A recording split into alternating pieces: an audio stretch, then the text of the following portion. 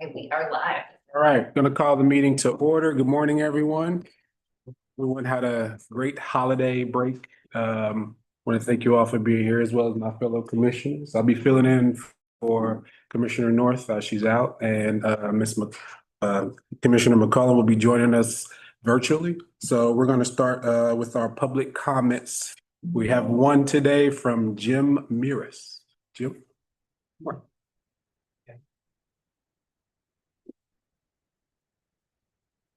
I'm here to talk about Miles Edwards Park. What I really just want to know is what is the status on the flooding issue? Since the sewer department closed up all the inlets for the storm water, it is pooling. We've been kind of keeping track of it. The park department put a measuring, it's a 2x6 with lines on it to let us know how many feet the water is. We got, it's the most significant rain we've had since because it's been pretty dry, really. We haven't had a lot of rain. The biggest rain we had was 1.25 inches rain, and the depth went to approximately 5.5 feet. And since then, we've had little rain, like 1/2 inch, 1/4 inch. It has only receded to about 2 feet because the measuring stick has fallen over. So it's hard to get a gauge of it, actually how deep it is. But what has gotten even worse is since it has receded from 5.5 to 2 feet, it is now very dark and black. I'm not sure what's in there. A lot of it is street runoff, so there's going to be a lot of salt and the calcium chloride and drippings from cars, the typical stuff in stormwater, and it's just not looking very good. And I'm just wondering what is the status, because one day when we came home, I saw some people in the park. I went over to talk to them. MSD had hired a contractor to find out where these windows are, which 5 months or 6 months earlier, they paid someone to close the windows. So now they hire someone to find out where they're at. He said that we're here to find out where the windows are and where the water is going. Well, the water's not going anywhere. 2 minutes. 2 minutes. Thank you. Okay. So here's I'll just keep these pictures. Awesome. And look at them. Well, thank you. But this is from the water work, or I mean, This that thing, you yep. guys Yeah. put that in, Uh-huh. and that shows you about where the water was. But that's the current status of that. I just, All right. I Well, wanted thank you. to. Yeah, we'll grab those. Just feel free to. Yeah. Listen. Okay. Thanks so much. Yeah, you're welcome. Excellent. Ooh, awesome. Thank you. it's hard to get how dark that water is. Yep. Thank you. Yeah. Thank you for your comments. Also want to make sure we acknowledge public comments we receive via email. But yes, we'll go ahead to our next item, which is approval of the December 18th, 2025 meeting minutes. I'm sure my fellow commissioners had a chance to view and approve. Do I have a motion? Move approval. Okay. Second. All right. All in favor? Yes. Commissioner Castellini, Yes. Commissioner McCollum, Yes. Commissioner Nye. Yes. Awesome, meeting's approved. All right, next up, we have Riverfront event fees and charges. I guess we're gonna have Lou on this one and Jenny. Morning to both of you. Good morning.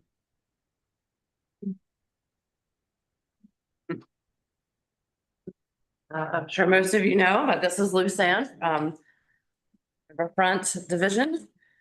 He manages all the waterfront and downtown parks, as well as the special events. Thank you. I'll allow her to get settled here. Sorry, I should have picked this up. Sorry, Kate. So as she's pulling that up, the Riverfront District, run by Lou Sand, like I had said, not only is responsible for maintaining the riverfront and downtown properties, but also is in charge of over 150 events throughout the city. Most of these events occur certainly at Sawyer Point. And the events are either third-party event producers that come to us and rent our venue, self-produced that Lou and his team do a wonderful job at doing, or partner events that they also service. The third-party events are charged a fee to cover event care, wear and tear, utilities, and parking operations associated with that event. These fees, excuse me, the last time these fees were increased were in 2019. At that time, we said we would do a 3 to 5 year review of those. We are a little bit past that, as you can imagine. And since then, these costs have been analyzed to see if our costs are being covered when we are holding events throughout Sawyer Point. For this review, we are focusing mainly on the event rental fees for Sawyer Point and Friendship Park, as well as the additional staffing costs. Thank you. There are 9 areas within Friendship Park and Sawyer Point that can be rented. We only have 5 of them represented here because these are the most common areas that are used. And it is along Sawyer Point and Yateman's Cove there.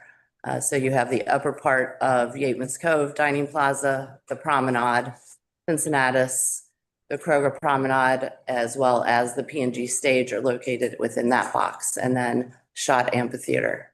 The other areas that are not as commonly used are the skating rink can also be rented for events, as well as Friendship Park Plaza right at the entrance of the parking lot. So as you see on the map here, all these areas are rented when a third-party event producer comes to us, and each one can be rented separately, as well as charges are based on which areas that they are utilizing for that event. So we have separated our event fees in 4 different categories. One is the venue rental. One is the point of sale locations, parking fees, and additional staffing costs. The venue rentals are charged for every area that is rented, like I had stated. So if someone would rent Cincinnatus and the Kroger Promenade, then they are getting 2 different charges for that rental for their event. These fees are meant to cover 1 full-time event coordinator or maintenance staff and 1 part-time assistant to either provide event care or logistic help coordinating this event. This is an hourly charge for the venue rental. The point of sale locations, those fees are only a per day. These are associated with any point of sale or merchandise booths that they have. That could be food, alcohol, or merchandise that they have. Again, that's only charged per day that they are utilizing the space. And I lost my train of thought. So they're charged per day, and they are meant to cover the utility costs that these areas that these booths may obtain, or other utility costs for the event itself. There are parking fees associated with the events. When we send out the invoice, these parking fees typically are only for spaces that the event producer reserves for either volunteers or vendors. We do also charge the participants that are coming to the event, parking fees as well. But for the invoice itself, it is just associated to those spaces that they reserve. Last, we have the additional staffing fees, and these are based upon an estimated attendance that the event producer provides at the beginning of the event.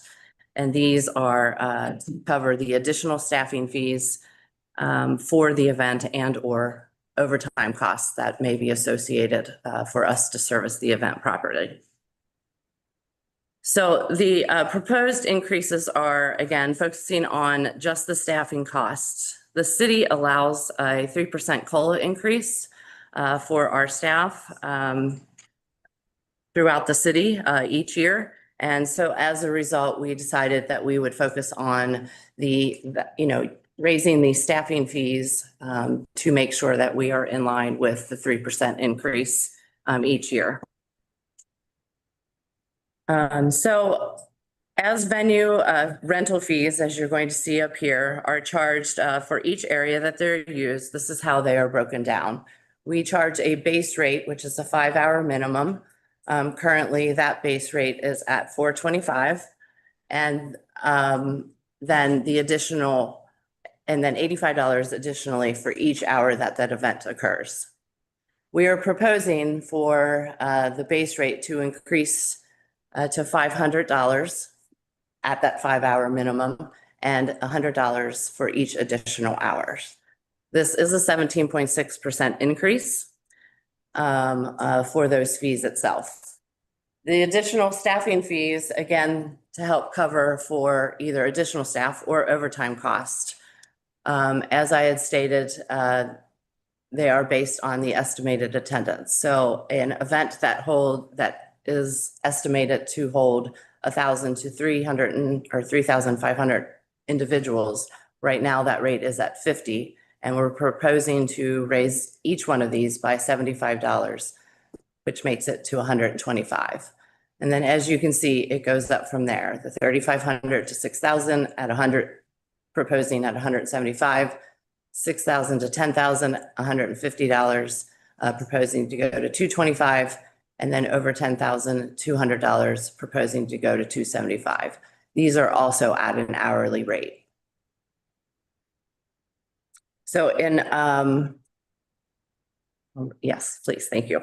In fiscal year 25, the venue rental and the additional staffing revenue was $327,162.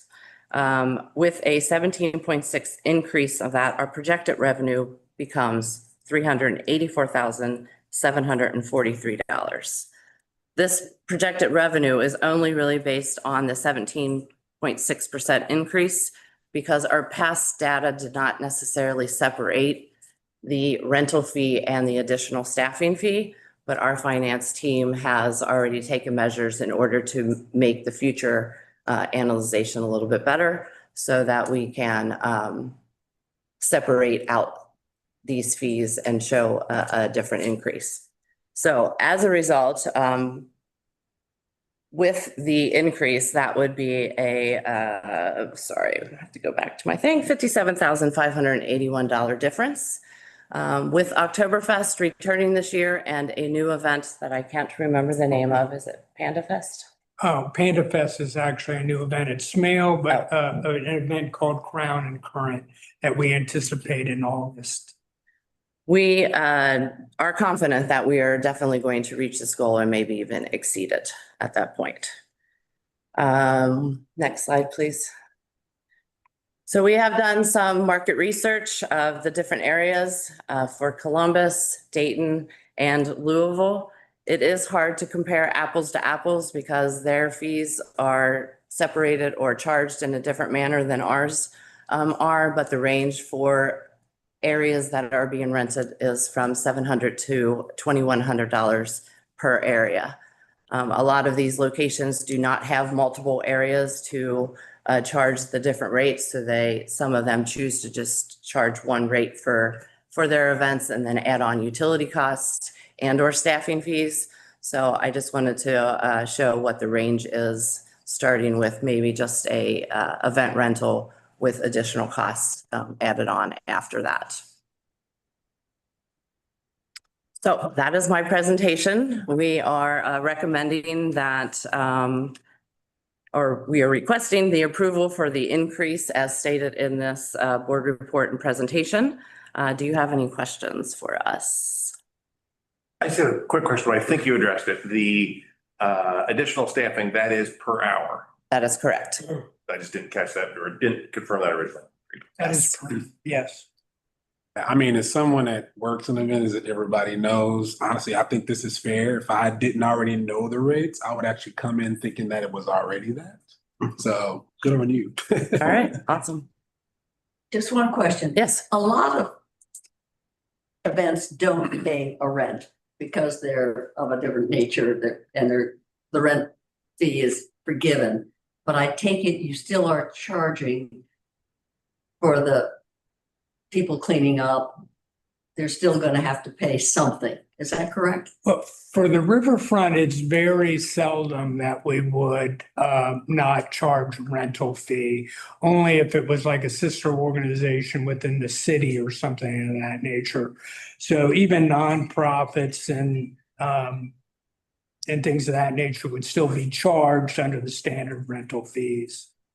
But for instance, our friends at like Skate Downtown Cincinnati, who help us activate the roller rink, that would be an example of like a partner, because they're a CPAC, right? And so the same thing would happen like Pumpkin Chuck or some of the other events that happen out in the community neighborhood parks, generally are the ones that are the forgiven events, which we call partnered events. Okay. And that's generally like a nonprofit or like a neighborhood Right. group or. Thanks, Brian. The other really nice feature of this is like when I look at that 700 to 2100 as comparison rates, one of the things that's interesting is that it's compartmentalized. So at Yateman's Cove, there's 3 different sections. So you can have 1500 to take over Yateman's Cove, or you just need the dining plaza. You could just have a $500 fee. So we kind of like make it to where it's not just, it's a little bit more customizable, which I think is a really nice feature. Exactly. Given more broadly, both in the summer camps, in this, I think there's some other items on the agenda today. They trend toward really nice business cases being put together, which I commend and appreciate. It's a lot easier to help make the correct decisions with the context and the background. It's hard to get context apples to apples. I've been to the Dayton Park, I've been to Louisville, Columbus less so, but it's hard to get context, but at least making an effort to see what people are doing regionally. And I would contend, and I'll say this publicly, our parks are better. They're worth more. So they can be more expensive. But in this area and in several others over the past few months and maybe yet today,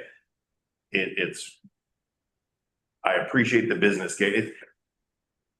It's not a business, but we do have financial requirements and obligations. So we have to have some thinking analysis that way. And I appreciate that. So I think the key word is sustainability to be able to offer this, what amounts to a world-class venue. All right. Do I have a motion to approve the fee increase? so moved. And a second? Second. All in favor, say aye. Oh, well, you got a roll call, sorry. Vice President, Yes. Commissioner Castellini, Yes, sorry. McCollum, Having trouble with my watch. Yes. Commissioner Nyer. Yes. All right. So, Thank you Victory. very much. thank you. Plan is not to come back every year and kind of update every year, but it is to come back more regularly than we have in the past. Honestly, the last time the fees were increased, COVID happened the next year Yeah. and put a damper on all event rentals for a bit. So it's been a bit, If but we get pandemic next year, we're never doing this again. correct, yes. Precursor. All right, next up, we have the urban forestry update.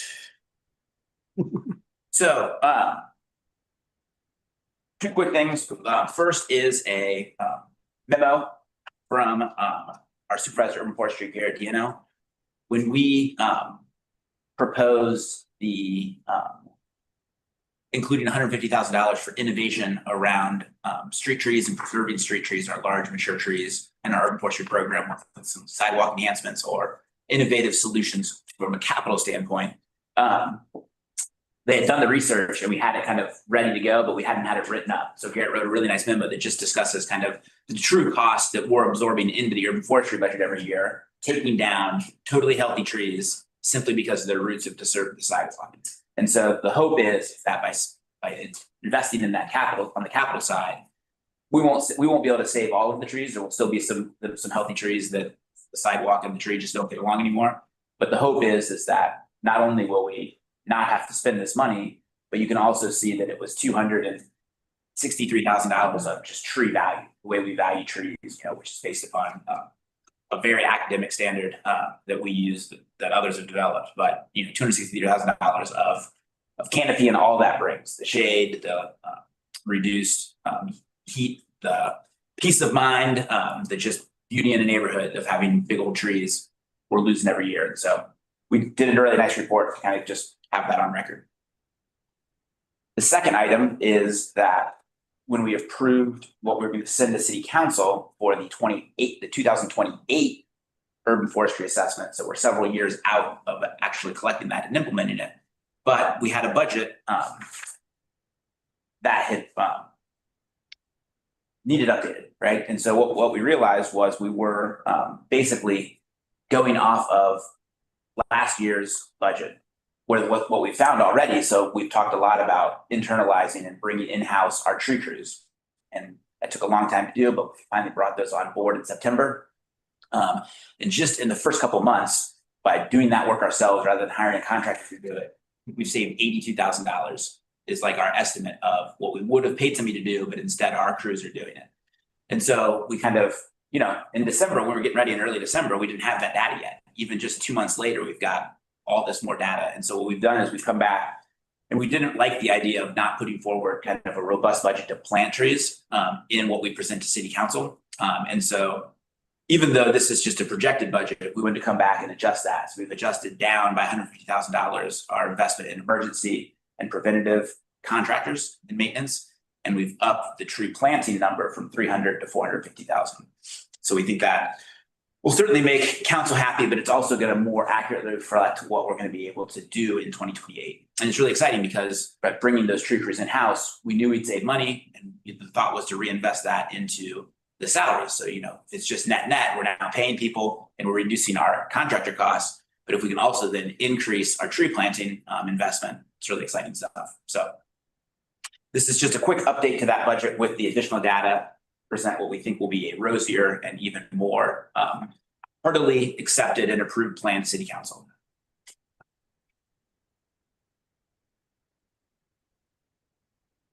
All right. But this does require this amended budget does require an approval. Since you guys approved the assessment, we wanted to go ahead and have you guys approve the projected budget as well. So this tiny change, we were able to, once we realized we were able to make this change and kind of make, like I said, make a better case to City Council. All right. Can I get a motion to approve the amendment? So Second.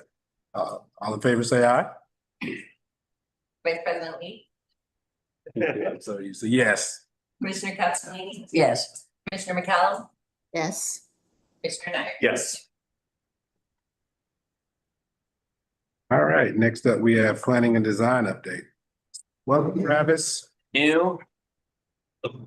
Still here. I'm here. He's coming back. Come back. It's all I'd hoped for and more. It's been an exciting couple of weeks and I'm just scratching the surface. So it's a pleasure to be here. I don't have any action items for you today, but a series of updates and certainly answer any questions that you may have. So starting out on the work underway, the quarter one, back to the 3-year plan, what we're focused on, the quarter one of 26. First couple of items are in Mount Airy. There we're looking ahead to spring and looking ahead to activities and folks using the facilities. Everybody's treehouse construction is underway. Some significant upgrades to that structure. So Megan Construction is there active and we're on track for having that complete by spring. So things are in good shape there, as is Area 23, the bike skills course. So that skills course obviously is in place, was open last year, but the surrounding amenities and accessibility features to fully enjoy that, we're still working on and we'll have complete by spring. So this includes what we're calling the 88 path. That's essentially concrete work, but that's a drop-off area for folks getting their bikes unloaded, to be able to use the course. So an expanded drop-off area as you pull up, and then also a path over to the comfort station with enough area for some seating and, for folks to take a break. Area. So that concrete path is We're gathering quotes now. I'll be back next month with a proposal to proceed with that work, but we're moving forward with that. And then I mentioned the comfort station and other amenities. That comfort station needs some significant upgrades. And other amenities just for bike users, tuned to bike users, pumps and workstations for bicycles. So that will be a third party administered agreement, TPA agreement, and we're again pulling together that information, those quotes, and I'll be back next month with a proposal to be able to proceed with the contractor on that work. So moving from Mount Airy to Smale Park, Lot 23 enhancement. Again, construction continues there. The primary trellis structure is installed. Concrete framework is in place, so concrete work is underway. And we're targeting an April donor tour of that facility, and no reason to think we're not going to make that at this point. Things are proceeding there. Shifting over to the Sawyer Point Playground, just this week, I got the final contract to the landscape architecture service provider, MKSK. So that's still being routed through execution, but the heavy lifting is done on the contract. Now it's just a matter of signing it and getting them started on that work. So we're proceeding there. I'm excited it's a good timing for me being new to jump in on that one at the front end. So maybe I shouldn't say front end. A lot of work has been done on this, but at least a milestone point to be able to jump into that.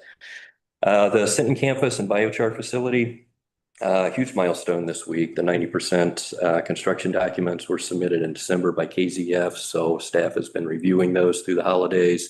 And just this week, we had division sit down. So P&D sat down with operations and facilities to go through those details, get all the final comments together so that we can have KZF proceed with 100% construction document package that will keep us on track for construction there. Hopefully this fall, or be finalizing and be looking to go out to bid later this year to keep things on track. The Glenway Park, here we're doing some internal work.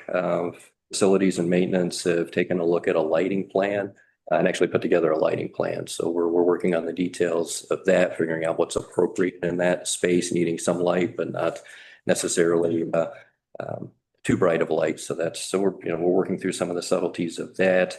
And we have, again, the final execution of a contract went out to a landscape architecture services firm to focus on the ADA pathway. We've got a steep hill. There's currently a pathway, but it doesn't meet ADA. So they'll be designing a path that does. So those services are underway.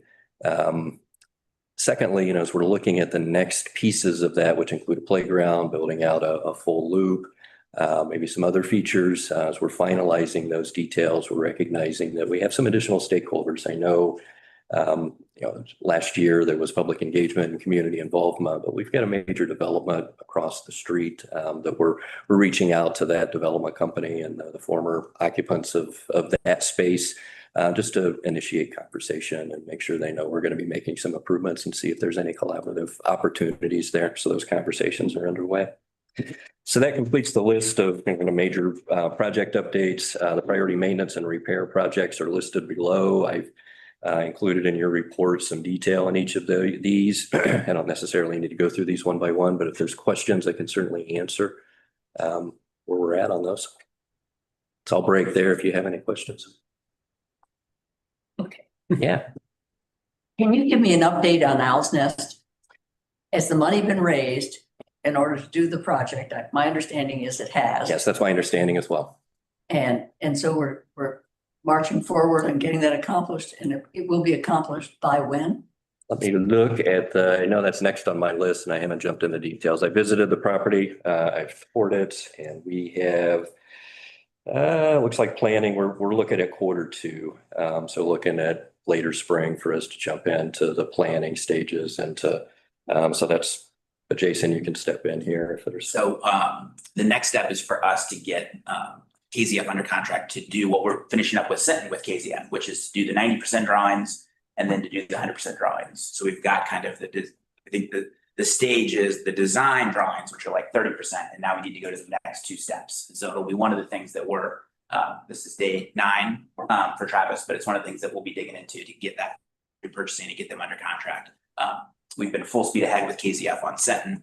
The next project up for them to do for us is that. And once those drawings are done, hopefully maybe this summer, we'll then be putting that out to bid as well. Because once the money's raised, people like to know Yeah, absolutely. what's being done. It's my understanding there were some specific features that donors had provided or that we need to make sure get in place as well. So looking at all those details. Yeah, absolutely. Thanks for the question. Yeah. Good news is the Reds are gonna do that baseball field. An inside source. That is exciting. I got that word this week. Talked to Charlie yesterday. I had a question on Glenway, and again, recognizing this is day 9 and not at all, would be surprised if you did have granular answers at 9 days in, but just want to make sure there's consistency.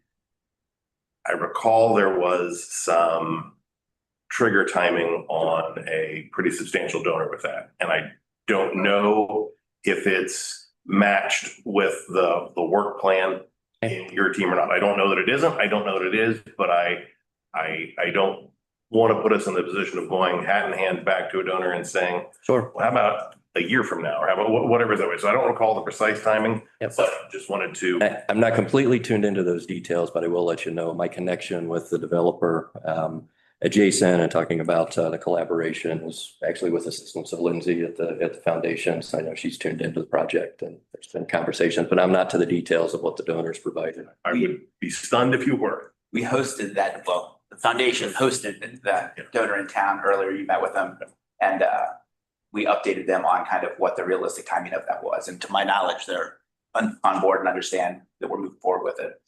So. Okay. Great. Welcome. We're glad. Thank you. Thank you. Thank you, Travis. Here. All right. 9 days in, it's been great having Travis on board. Yeah. It's nice to have just another set of eyes on stuff, another person to kind of talk these things through, but also several projects that, we've had a really busy last 6 months of getting a lot of stuff done. I mean, the skills course opening, the All Park Playground opening, everybody's treehouse is full speed ahead. Smale Lot 23, the dog park opened this summer. We've got a lot of stuff done. But what's really exciting is that some of the stuff that we had to get to the next step on, whether it's getting KCF under contract to go to the next step at Owl's Nest, whether it's Forward Glenway, a lot of these projects, having Travis in place, we're going to see a lot of momentum pick up over the next several months. And I'm really excited about that. Happy to hear that. All right, next up, we have our monthly finance. Hi, Heather. Good morning. How are you all? Good. So I guess there's really not a lot to report this month in terms of being you substantive response to, because a lot of what we've been doing has been continuation of the stuff we've already talked about. So cleaning up our table of organization and making sure that people are in the right locations.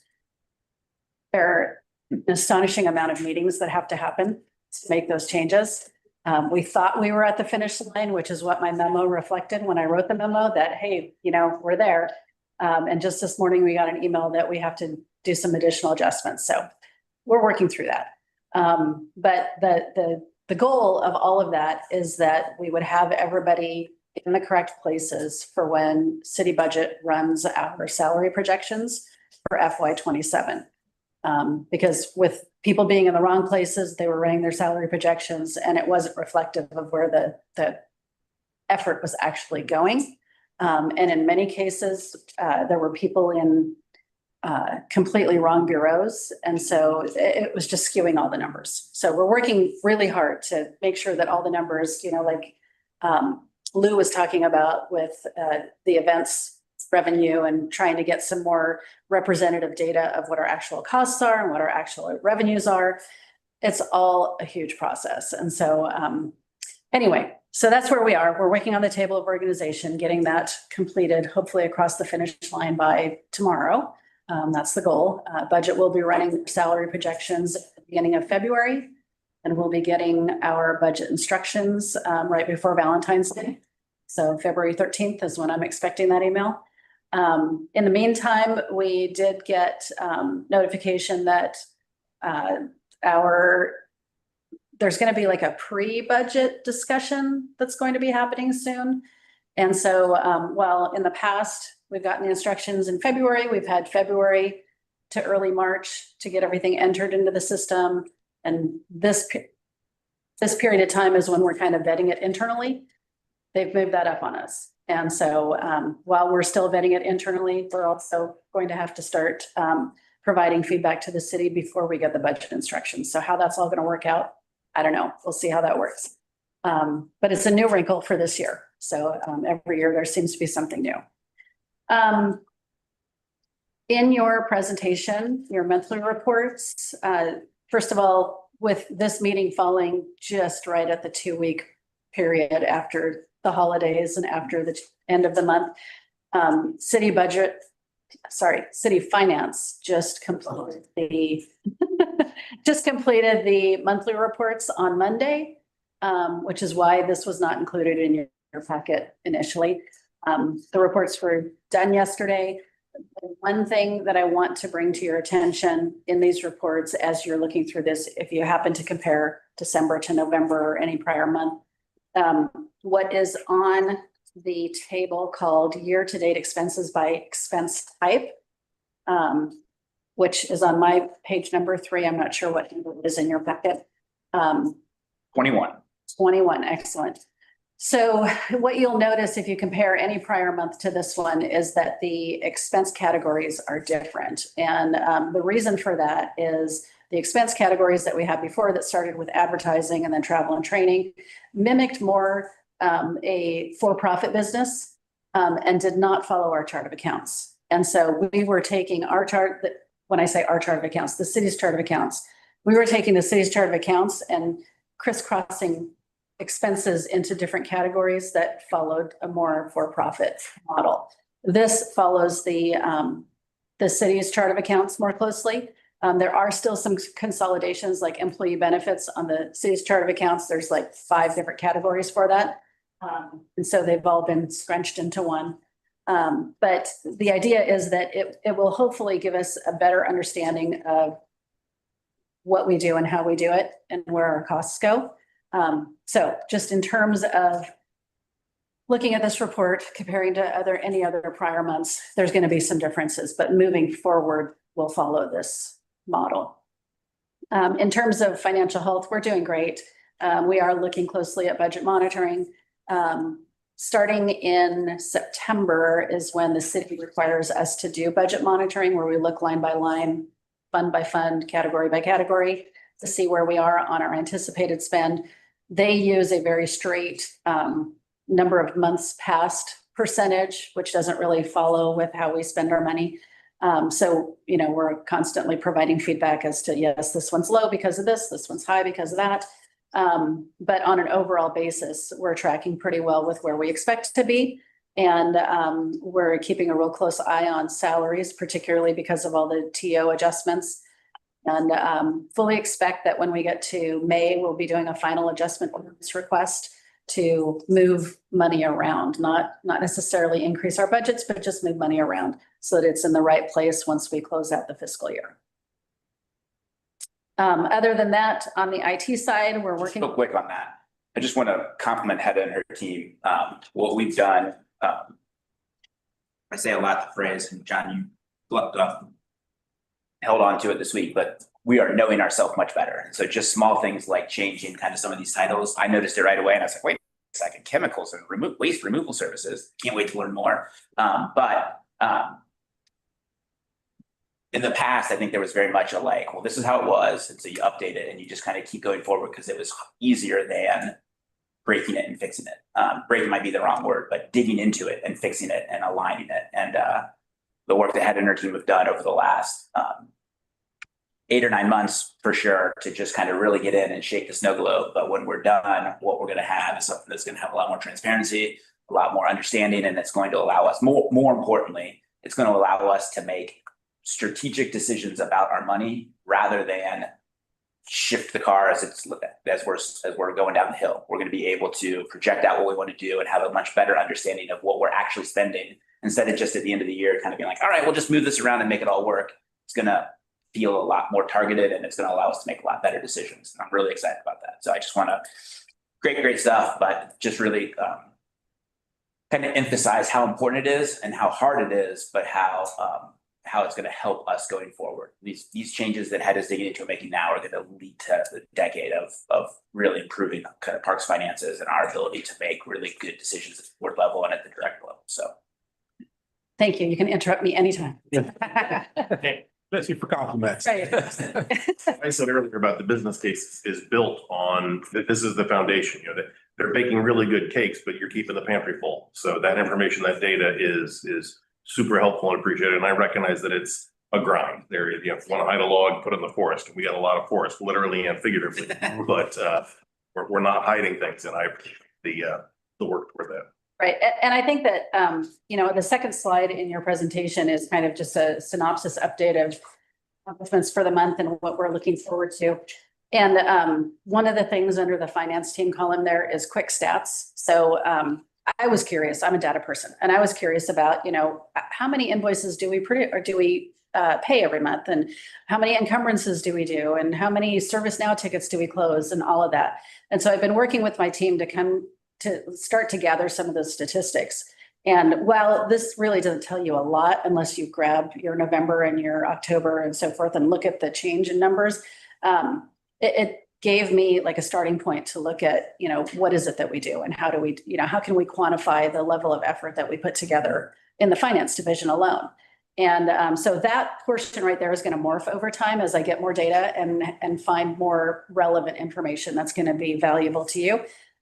Valuable to me to identify when we're kind of tapping out on bandwidth and we need to make some adjustments one way or another.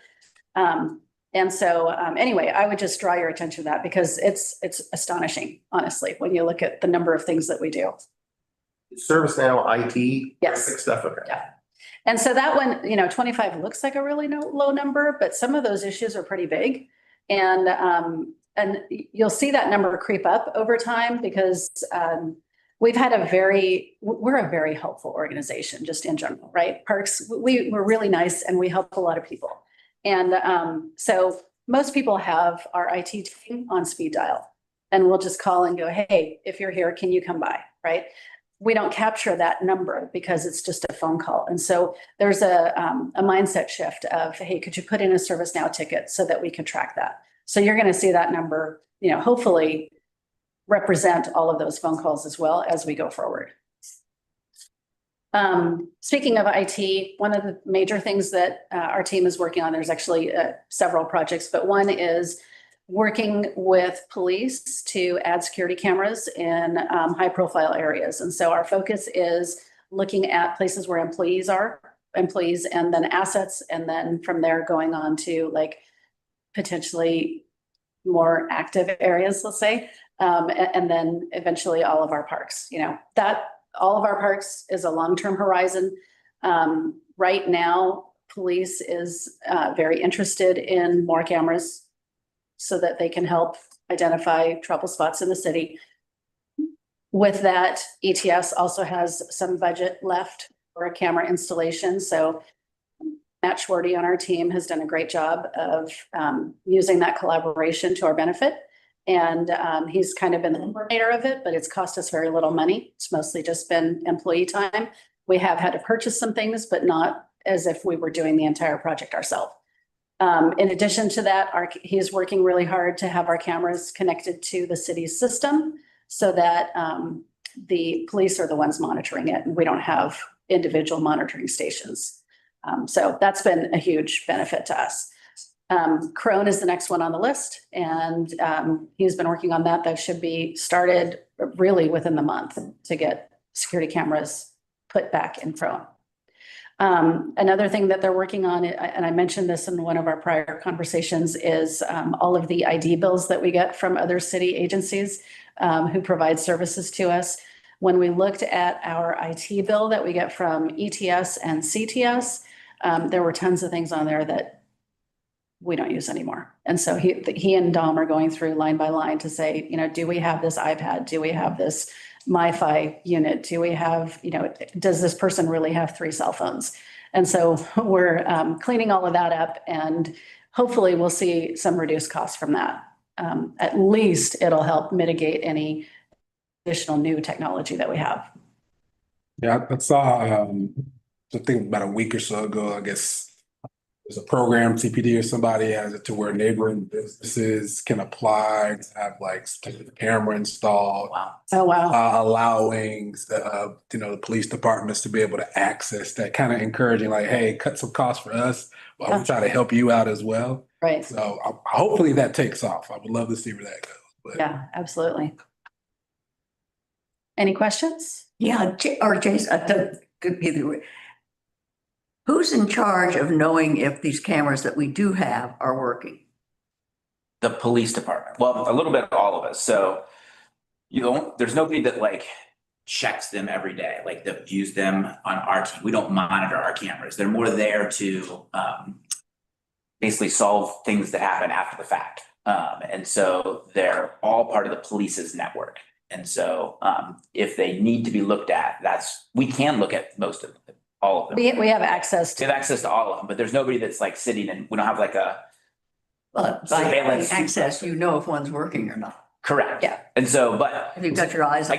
I guess to some extent, the way we would find out one's not working is periodic check-ins to kind of make sure they're all working. Yeah. But that's one of the things that Matt's been able to help us improve. So the Chrome cameras weren't working and hadn't been working for a while. And now he's getting those updated and fixed. So. Good. Because you're useless if they're not working. Well, and it's like a lot of things with any city department or whatever, the police department at different times has been more into cameras or less into cameras. And right now they're really into cameras. I'm sure it's technology updates and maybe access to grants or different things, but we're trying to ride that wave and take advantage of getting all of those added while we can at their dime.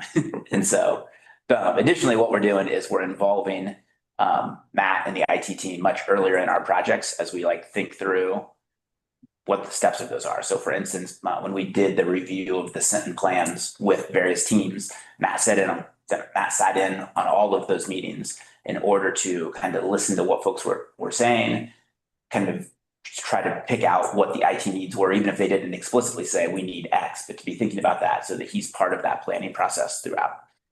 Good. Thanks. thank you, Adam. thank you. Thank you. All right, next up, we got our HR update. Derek, as always, is at the civil service meeting. Also, people that meet on the third Thursday of the month. Nothing huge to report here. Everything's holding pretty steady. Part-time's at its lowest part of the year generally. So we have 171 full-time folks, 79 part-time folks. The job postings we currently have are just for our seasonal positions. You'll see at the bottom, we have several positions on hold right now for hiring. This is a little bit part of this overall financial restructuring that we're doing. Many of our positions are paid out of the general fund. That is renewing revenue. Many of our positions are paid out of our other funds. And that means that while the budget might say the budget's what we plan to spend, but we also have to look at how we refill those buckets. And so my sense was we might have gotten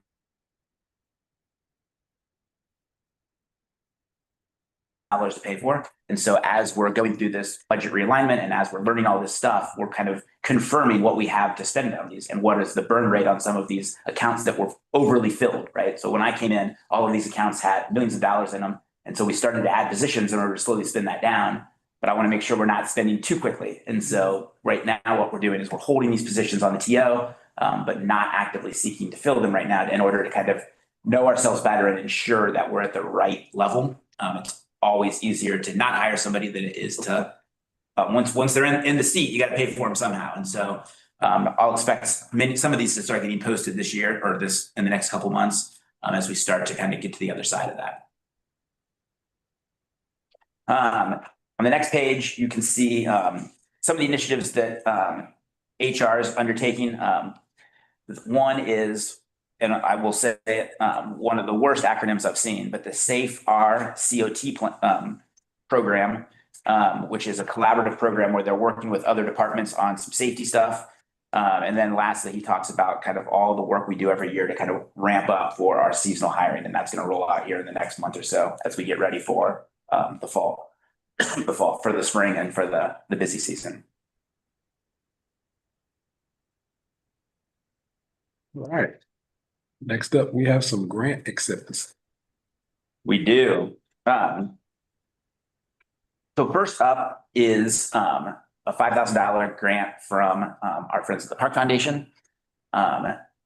We've talked about this maybe over a year ago, but there's a big piece of property on a hillside bordered by I-75 and Mount Storm Park that we've looked at for a while as a potential preservation opportunity of some green space, expansion of Mount Storm Park, or just adding another preserve next to Mount Storm Park. But we've kind of gone down the path. It was originally owned by Deaconess Hospital, and we've gone down the path of kind of looking into that, the state's I'm blanking on the acronym, but through the state has a program where you can purchase this. It's a grant program we use to purchase the small green space over in Mount Adams near Tom Jones Commons. And so we kind of looked at it for last year, and then it was bought. So we're like, all right, well, somebody else bought it. We'll see. But it seems like it might be back in the market, or at least we want to start to do some of the due diligence to be ready in case we decide to apply for that grant, which wouldn't happen until September. But one of the key components is the grant is only for a certified appraised price, right? So this would cover the cost to have one of the city's appraisers appraise the property. And so we at least to start in that will provide us some information to discuss with the current owner, and also allow us to start to do some of the due diligence to be grant ready, as Kara said when she came and presented to us. And our friends of the foundation have kindly offered to cover those costs. And they've also offered to be partners if we decide to go down the path of acquiring the land, to bring on donations to cover the 20% cost of that would then be the match for that grant. So awesome stuff. Could all be for naught, but it also could be a really interesting opportunity to preserve some green space in Clifton and the community. So if that, I guess that's one, we'll vote on these separately. So if we would want to vote on that one to approve that grant request and acceptance. All right, do I have a motion for the? So moved. Second. Second, roll call? Vice President Lee, Yes. Commissioner Castellini, Yes. Commissioner McCallum, Yes. Commissioner Nyerly. Yes. All right. I remember that time. All right, and then an acceptance for the conservation corpse. So for the next one, I'll invite Andrew Bernier, our education director, up to talk about it a little bit. I could muddle my way through and tell you what he's got in mind, but I'm so excited about this one. I invited him to come on down and tell you a little bit about what he's cooking up and how this grant can help make it a reality. We are cooking up. We are cooking up.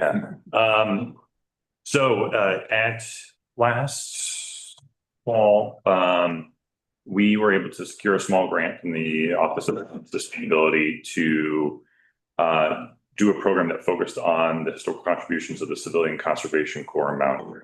And so from that, we were able to develop a ArcGIS story map that focused on the historical archives. We were able then to secure funding to get busing for local Mount Airy schools and classrooms to come out. We did guided hikes up to some of the structures, including some of the remnant foundations, check dams that helped control erosion, almost a century ago. We were really just enthralled by the nature of that program, which we're going to be continuing in its own right. But we decided to expand that into an opportunity based off the Ohio EPA Office of Environmental Education Fund for a $50,000 grant that's going to expand following the Cincinnati Conservation Corps. And so this is really meant to be a coordinated effort amongst pre-existing groups to try to catalyze more direct conservation service learning for local high school and undergraduate students. And so this is expanding across our existing counselor and training program, which is typically most utilized during our camp season. We want to try to make that a year-round program for local teams. Right now, I literally pitched last night to the environmental studies senior capstone student at UC, and I'll be doing the same thing with rhetoric and writing, and then another student group. So we're looking at 3 different capstone courses across UC to try to get undergraduate level. We want to tap into some of the existing groundwork of our River Valley students to participate along with, and this is probably most paramount, the CPS, career and technical education courses, because there is interest among CTE, especially in green workforce development, to start looking at conservation careers, green careers, which is the number one call for participation from this Ohio EPA grant. And so we thought, in the spirit of CCC and helping try to establish now a Cincinnati Conservation Corps, we can try to funnel these pre-existing efforts for local teens and undergraduate students to start experiencing what conservation careers are like. Most importantly, align them to Ohio State standards, so those service learning hours could then earn them potential seals on their diploma. So while they're going about their regular, say, secondary high school diploma, they can also get a credential that can then help motivate them to take more seriously a path towards green careers. So right now we have identified Mount Airy, keeping it there as our service learning lab, and we are trying to probably come up with a suite of existing programs and service learning projects, from looking at erosion, looking at invasive species management, having these young people work alongside some of our crews. All the while, we want to have educational material emerge from this. So this can be digital curriculum that our local educators can use, but also physical signage that helps to showcase what has happened historically, but also what is currently happening. And a grander vision and evolution would be to then help spur citizen science opportunities. So if people wanted to, say, stand this physical signage in the park, they can go out and make observational data, say via iNaturalist, and contribute to pre-existing fields of data, which we've had lingering partnerships with, say, the zoo for bird counts and so forth. All right, I'll stop there. This is due tomorrow.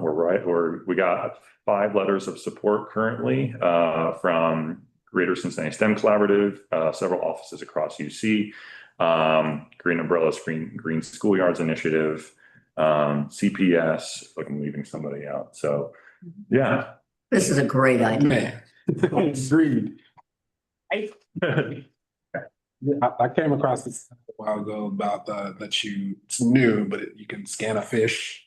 Mm-hmm. It tells you so much about that fish, all the facts, even how to eat, like how to cook it. I thought that was so interesting. So The history of Mount Airy is just fascinating. And so to connect like modern day, like youth, young adults, and the workforce that built that park, right? Yeah. So by building that bridge, I feel like it's going to just spur this deeper interest in public lands and conservation and how a park actually operates, while also getting all the credentials needed to enter into the green industry workforce. And we want to make sure that, we are helping to diversify what a green career is. And it's not necessarily going out and doing field work. That's going to be the majority of it per se. But where I'm housed over at Bettman, we have a robust library and archive system. So being able to actually curate all of that material on the back end is a green career in service to natural history. Even if it's not, if a student doesn't want to go out and get their fingertips dirty, they can still build upon a rich legacy of parks by helping share stories through easily accessible material. And that may be, someone wants to get into library studies. Awesome. Let's have them utilize park material to then help expand upon that effort. That is absolutely a green career. We need that. So we want to try to broaden what that perspective of conservation looks like in service to parks through as many different avenues as possible. And then use that information to help inform land management plans and help guide the work that needs to be done throughout the park. So I fall into a construct sometimes of parks are activation and conservation. This is conservation through activation. Yes. It's absolutely marrying some dual mandates that I think is just super exciting. Thank And you. we're hopeful with the signage too, that it would be useful for anyone that's in the, like right now and this is kind of the issue throughout the park system. There's not a lot of informational signage to tell you the history of how this even became a park but if the longer that I've been here, and, I was new to Cincinnati parks, 5 years ago, and every park has this rich history. So this being kind of the pilot and using Mount Airy, which has one of the most deep kind of histories of our park system from a conservation standpoint, for sure. it's just it's a slam dunk.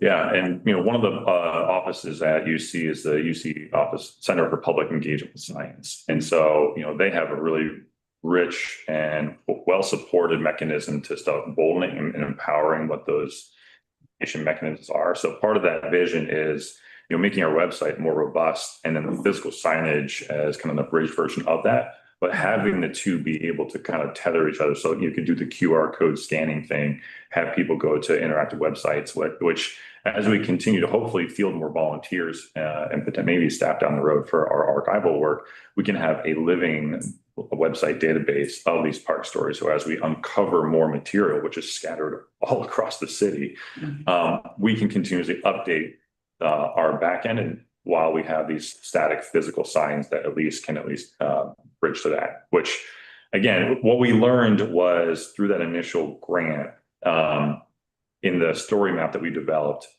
we gave that to the teacher to preface for the students to learn all about it, so that when we did the field trip to the site, we didn't have to spend a bunch of time just kind of going to history. They already had that kind of immersive digital experience where they looked at archival material, and then that was side by side with modern maps, and you could pinpoint where in the park these were happening, and then it would merge. Say, here's a historical photo. One of the old shelters, you could see the photo when it was being constructed and how it exists today. And you could scan like how it was being built almost a century ago to where it is. And for our fourth graders over Mount Airy, they have no clue that that's happening. Sometimes they don't even get into Mount Airy Park. And so being able to tell the story and then bring them in and spend that time at the park, getting into the park and walking around versus talking at them is, the best mechanism for pedagogy that we could provide. I could tell you really thought this through. You thought it all out, and it really excites me to see you excited. Gotta say that. All right, well, do we have a motion? So moved. Second, Vice President Lee, Yes. Commissioner Castellini, yes. Commissioner McCallum, Yes. Commissioner Nye. Yes. Awesome. Excited to see this. Thank you. Thank you. This is Good News Thursday. Yeah. I had to get a shirt made. All right, director's comments. Sure, Jason. So first of all, as I sit here and we kind of move through the meeting, it's just fun to think about 2 years ago, Kate and Hedda joined our team right around this time. A year ago, Andrew joined our team right around this time. And then 9 days ago, Travis joined our team right around this time, or in this time. And so it's just kind of fun as we kind of have different presentations. I don't know, it just struck me. So my first comment. Lots going on in parks as always. The spring show at Crone, Moonlight Menagerie, opens on Saturday and runs through April 19th. Visitors will be transformed into a moonlight garden with white and silver flowers. The show also features nocturnal creatures like frogs, bats, and foxes as lanterns, illuminating the room, complete with interactive calls for guests to hear. So, very cool artwork. I like that box there with the little moon eye. Very clever. The next slide, you'll see the cleaning of Twin Lakes. So Twin Lakes is looks kind of natural from some angles, but it's a man-made lake, and we clean it once a year. It's one of the many things our terrific staff does, and it involves draining the lake and then removing all of the litter and debris that builds up in it throughout the year. Then they power wash everything and refill it. Folks don't necessarily know we do it. Again, it looks kind of natural in some days, but it is one of the great things we do, and they would certainly notice if we didn't do it. Hard work, but our East District staff, led by Dave Buttel and Stephen Crooms, knocked it out, and just awesome work by them. Are the people working? Go back to that slide. People working in hazmat suits? Correct. Yep. So those are like disposable onesies, effectively, that we just put on. You never know what you're going to find when you take the water out of the lake, and so our team is ready for it. Well, particularly if you think about ducks and geese, that isn't that pond, what they leave behind. We try like heck to get the ducks and geese to use the porta potties and the bathrooms, but they never do. So, but again, you would notice if we didn't clean it once a year. Inwood tree planting. I think maybe the next slide. Yep. So, led by Crystal and her team again, we were able to take advantage of a unique opportunity to get 53 bonus trees planted in Inwood Park. A year ago, we did a bunch of invasive removal where we removed 7 acres of invasives from Inwood Park. which is just awesome. You can go up there and you can kind of see around and see the forest and see, it's not just hemmed in by the honeysuckle. But we got these 53 bonus trees. We got a call from Groundwork Ohio River Valley, and they had trees that needed homes. And so we quickly mobilized staff and volunteers from UC and from MadTree. We had a volunteer project to get these trees planted before the ground froze over. And then we supplemented those trees with a couple of leftover trees from this year's relief program. Trees included oak, hickory, black walnut, tulip, poplars, and sycamore trees. And so, just another great conservation effort, and will really help the life of Inwood Park as we get ready to kind of imagine what's next for it. These trees will be growing and starting to bring the wilderness back. So kind of the two-step process. First, you remove all the honeysuckle, but then you have an opportunity to go back in and plant healthy stuff that we really want, native stuff. So excellent. Next up, we had a retirement.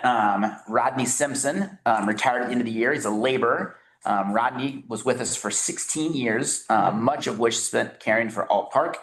It's very clear how beloved he was by all he worked with at parks and by the community.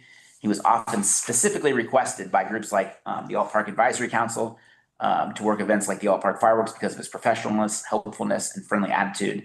He just really exemplifies what's special about our staff, and we wish him nothing but the best in his next chapter. We've started over the last couple of years giving out these retirement gifts. And so I apologize for the goofy face I'm making in a photo, but you could really tell how much the staff just really loves him and is going to miss him. It was really, really powerful moment. So lots of stuff going on. So MLK Day of Service is coming up on Monday. Hopefully, it's currently scheduled to be 20 degrees on Monday as a high. And so hopefully we were able to get out and do all this work on Monday. But we've got, I think we do every year, despite the weather, is honor Martin Luther King Day and Martin Luther King's legacy by doing a day of service. So we have events happening in Houck Botanical Gardens where volunteers will remove invasive species and brush. At Burnett Woods, volunteers will be mulching flower beds and picnic areas. And in California Woods, we'll be doing reforesting areas of the preserve. There's also opportunities to volunteer in activities this weekend, including French Park restoration, reforestation on Saturday, and Mount Airy reforestation work on Sunday. Additionally, this Saturday, we're doing an old growth big tree hike at California Woods. In 2022, portions of California Woods were designated as part of the Old Growth Forest Network. We have some of the biggest trees in the state in California Woods. So participants can go on this hike and see some of the tallest trees in Ohio and learn a little bit about how they got so big and what makes California Woods soil and kind of land special and why they were able to grow some of these trees and then support them. In fact, I think that's the back of my head in the lower right-hand corner from when we designated an old growth forest and we then went on a hike and I got to learn about them. So we'll see if I can talk my wife into braving the cold to go check these trees out on Saturday. Next Thursday is the next CPAC quarterly meeting, Cincinnati Park Advisory Councils, and we'll be at the Gibson House. We always co-host it with our friends at the foundation. So CPACs will be learning about the foundation's event grant application process. We'll be making sure we get them all re-registered. We register each one of our CPACs every year. And it's always a great time to hear a little bit about what they're up to and kind of hear what some of their needs are. And so that'll be a fun one. On February 7th, we're doing Maple Sugar and Time in Caldwell Nature Preserve.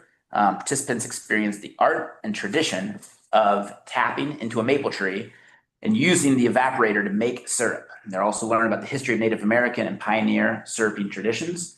I had never had kind of sap right out of the tree. And when I did, I was amazed at how bland and boring it is. And so the process of turning that into actual maple syrup is pretty fun to learn about. Maybe we can have a guest lecture here. We're also offering a Buckets of Fun Maple Syrup Camp. Buckets of Fun Maple Syrup Camp at California Woods for kids out of school on President's Day on February 16th. Campers will get to make and enjoy maple syrup from scratch. One of my favorite hikes is coming up on February 14th and 21st, and that is the Underground Railroad Ravine to Freedom presentation and hike. La Buena Woods is interestingly enough, a very key artery along the Underground Railroad as it mirrors Hamilton Avenue, or it was Hamilton Pike back in the day. Fascinating tour done by Laura on our team, our naturalist up at the Boedo Woods, and I encourage anybody to go and check it out. It's just absolutely stunning to learn about. I retell my version of it, or at least what I remember of it, to friends all the time. And then lastly, excuse me, the OPRA conference is coming up in a couple of weeks. It's always kind of right at the beginning of February in beautiful and not so sunny Sandusky at that time of year. But February, I guess, is the perfect time for folks in the parks industry to take a second and go get together and meet and learn best practices from around the state. We're taking a team of, I think, 11 this year. Should be a good time. And then we won some awards, as we always do. We got to figure out what happened to our awards. We had them all displayed behind us. I think we took them down for the stockings this year. We got to get them back out. But we're getting 2 awards this year. We're getting a second place award for Summer and Cincy Team Skate Night programs that we mentioned earlier, talked about events down at the skating rink with our friends from Skate Downtown Cincinnati. And then we're also getting a second place award. This one officially submitted by the Parks Foundation, but obviously we do everything together. And that is for Parks and Rec for Wellness, which is on some level, I'm a little shocked and disappointed it's not a first place. But as we continue to grow it might have another shot at the belt, but because it's just getting started. And so, but it'll be fun to go up there and get some awards, meet with friends and colleagues from around the state, and learn about share our stories of success, but certainly just so much learning. So good stuff. Good stuff. Good stuff. Cedar Point will be closed. It is always held at the Kalahari Resort, which is a giant indoor water park. I've never been to the Great Wolf Lodge, but I'm guessing it's something like that, but it seems like it's much bigger. So it's just giant and it's a massive thing. So there's all these parks professionals running around, and then all these little kids and families running around as well. So it's probably the slowest time of year to run a water park in early February, but it'll be a good time. All right, it's open for discussion. Commissioners? Oh, I want to mention one other thing. Hopefully they're listening at home.